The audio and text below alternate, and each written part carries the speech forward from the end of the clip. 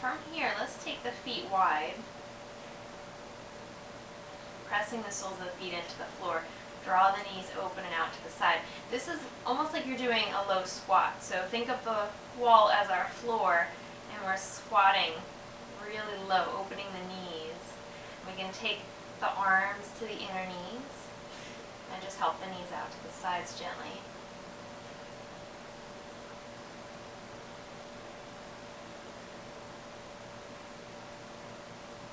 And this would be our nice low squat, almost like we were prepping for crow. If we had the hands down on the floor, we would be able to float the legs up and come into a nice crow.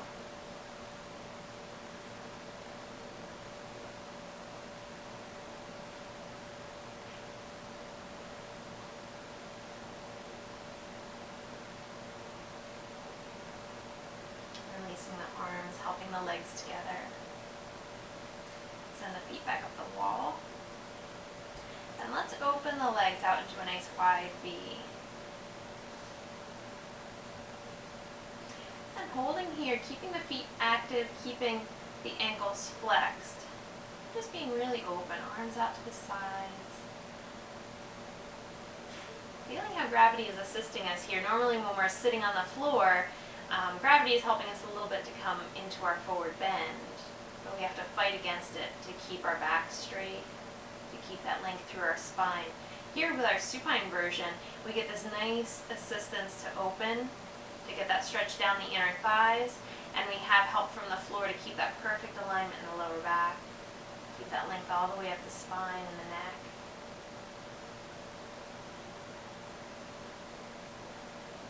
Every exhale, just let go of tension, let go of holding. Let gravity help the legs to slide a little deeper.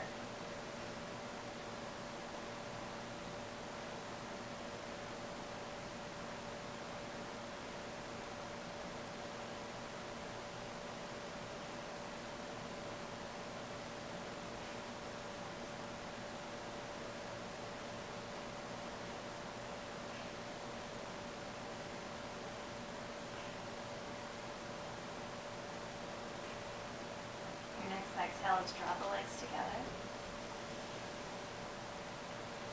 Then we'll bend the knees, slide the feet down the wall. Plant the feet so that they're hip distance apart. Let's take the arms down along the sides of the body. Pressing back of the arms down into the floor, pressing soles of the feet into the wall. I'm going to start to peel from my tailbone up the spine. Keeping my head directly in center. So this is kind of like bridge on the wall. Same safety alignment applies. We need to keep the head perfectly in center, because if we turn the head from side to side here, it's too much stress on the neck.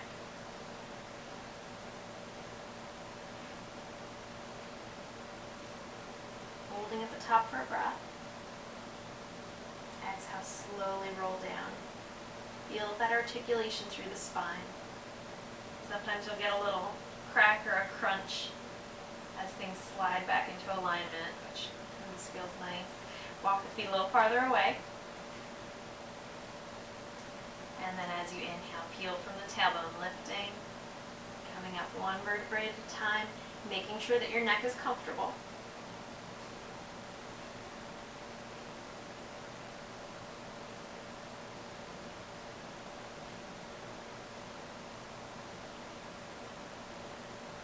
Slow exhale, roll down.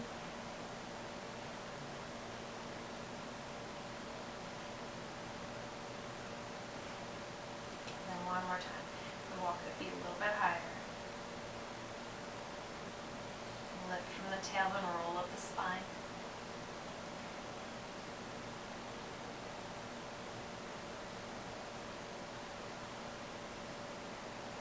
Now when we come up nice and high like this, it's more of a transition from doing bridge on the wall to almost doing a shoulder stand on the wall. Most of my weight is in the shoulders and in the arms and resting on the feet. So if we had the legs straight up, it would almost be in a shoulder stand.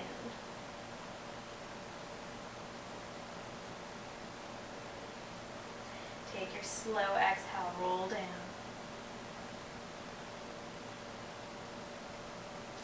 Slide the knees into the chest.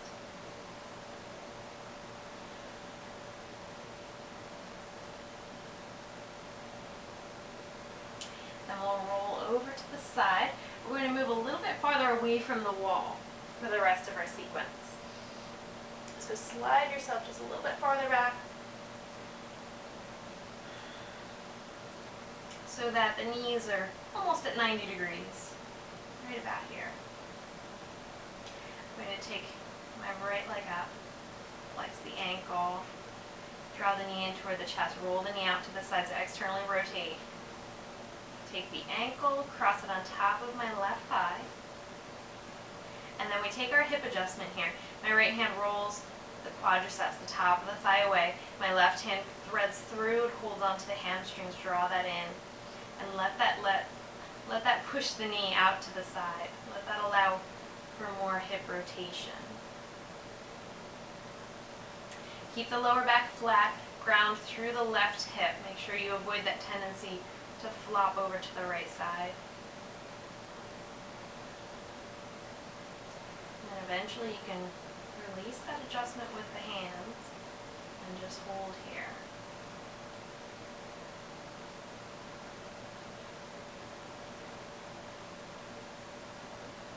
Let your exhale release any holding that you might feel in the hip.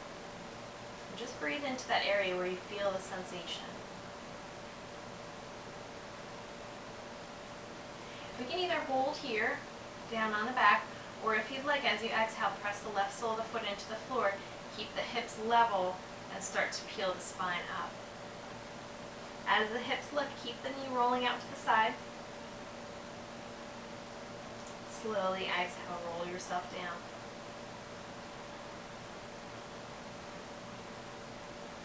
Come back into that deep hip stretch. Now again, we can either stay here, or if you want to go a little bit deeper, we can take the foot and slide it down into almost like a half locust. We're trying to get the foot into the hip crease. Be really careful with the knee here. So locust or lotus is a lot about that hip rotation, and if you don't quite have enough mobility in your hip, it's going to transfer stress into your knee. So we never want to have any sensation in the knee joint. Make sure that all that movement comes from your hip.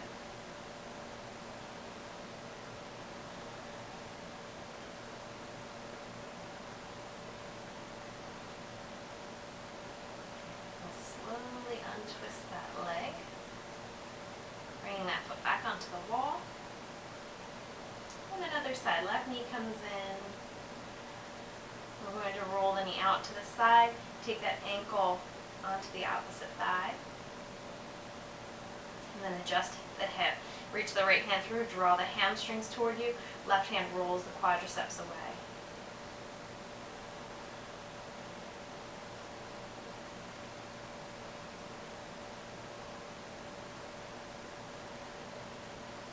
Ground down through the right side of the lower back. Keep yourself flat.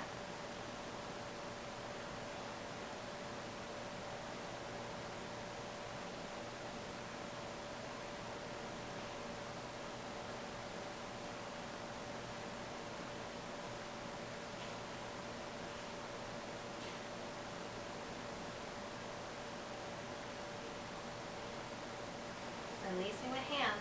You can either stay right here on the back, or if you'd like, press the right sole of the foot into the wall and start to roll yourself up. Keep the hips level. Make sure that your right hip doesn't start to shimmy over, and try to keep the left knee with that rotation outward. Exhale, rolling down. Back into that nice hip opener. You can either stay here with our figure 4 stretch, or if you want, you can slide the foot down into your hip crease. Get into that half lotus. Checking with the knee, make sure that the knee is happy here.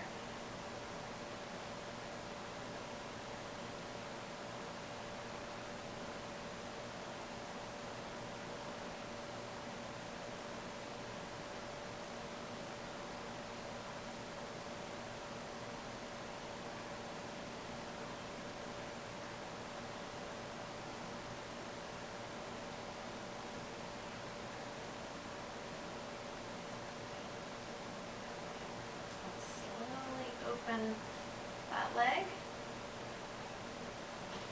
pull the knees away, or pull the feet away from the wall, knees into the chest. A little rock from side to side. And then once again, we're going to roll over onto our side, press up, and then I'm going to slide back so that my feet are right against the wall.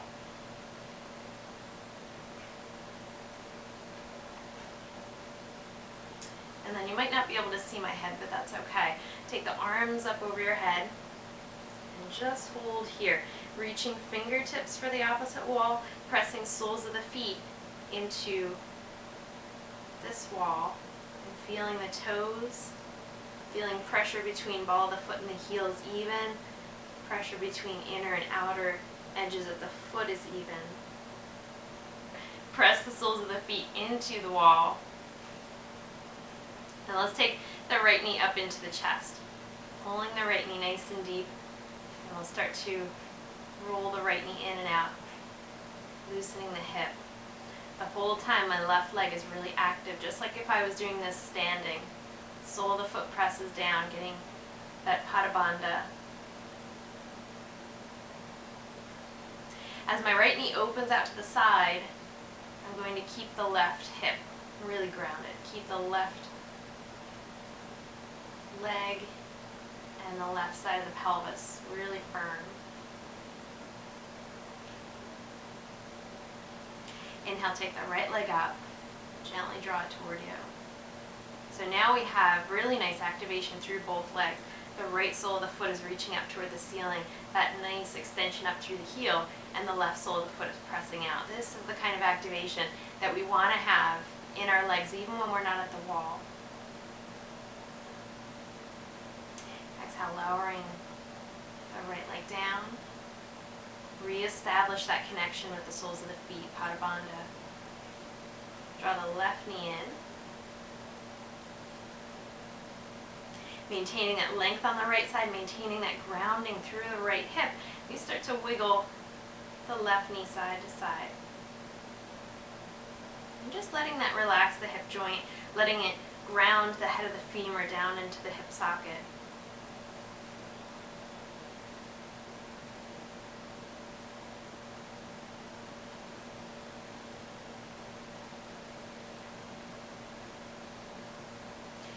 Back through center, extending the left sole of the foot up to the ceiling, feeling that length in both legs.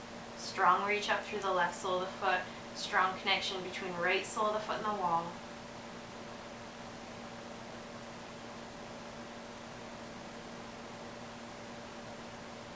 As you breathe out, lower and lengthen, find that connection with the wall once again. Then take an inhale, sweep the arms up. Dropping the arms down on either side of the ears, getting this really nice tug of war, reaching fingertips away from you, soles of the feet pressing down into the floor like you're being stretched out.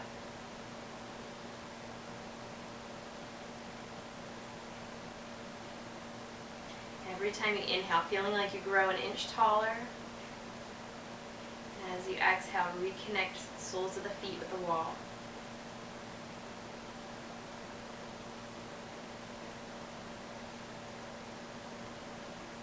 On your next exhale, draw the knees into the chest.